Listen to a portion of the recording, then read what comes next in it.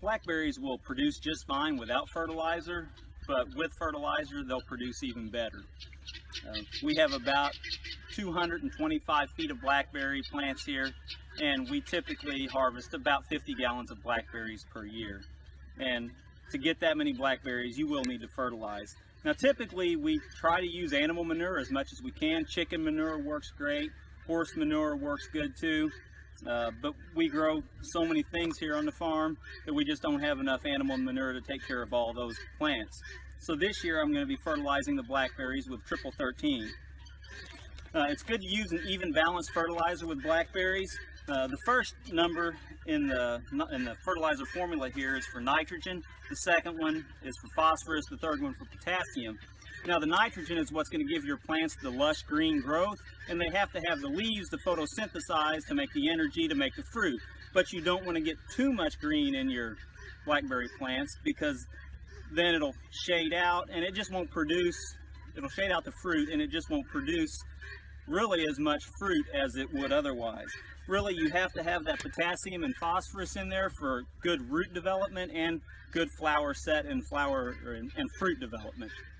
Yeah, just using an old recycled Parmesan cheese container to spread the fertilizer here. I generally spread on the uphill side, so when it rains, if any leaching occurs, it's going to go downhill into the root system of the blackberries. And I don't really have a specific formula or a certain amount, but just an ample amount of fertilizer, spreading it evenly as I walk down the row, and that should do the trick. Now I do like to give my blackberries a pretty good shot of fertilizer, and one of the reasons for that is because we also put down a lot of straw for mulch. And when you use straw for mulch, that actually, the decomposition of the straw leaches a little bit of the nitrogen, or it takes some of the nitrogen out of the ground.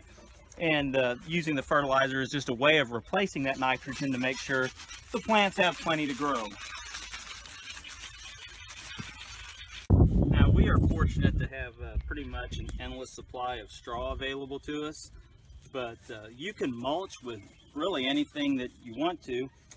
Grass clippings work great, especially if you have a smaller amount of blackberries. Composted leaves, that also works good. Anything to keep the grass growth down is what needs to be used.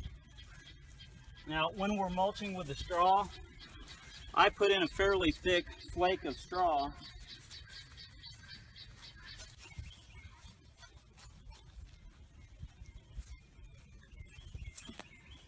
Another thing too that you really don't need to worry about is the grass that you see growing along your blackberries, because if you put the whole flakes on, that will drown out, or that'll smother that grass and it won't grow. Now, aside from the weed control that the straw offers, it'll also help preserve moisture, especially during these Missouri summers when it gets hot and dry right about the time the blackberries are trying to put on the fruit. So anyway, straw has a lot of advantages. Some people get worried about the snakes or things like that. I don't think I can ever recall seeing a snake in my blackberry patch. But that might have something to do with our guineas, because they tend to go after the snakes. They don't like it when they're around, and the guineas that we have, I think we have about 35 of them now. We don't have a tick on the place, it seems like. The kids don't pick them up. We can be out here all day long in the blackberries. We don't get ticks. So the guineas are definitely an excellent addition for the homestead.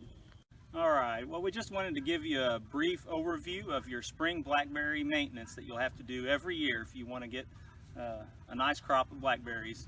The first thing you need to do is to go ahead and remove all the old canes, all that dead wood from last year that produced last year. That needs to be taken out.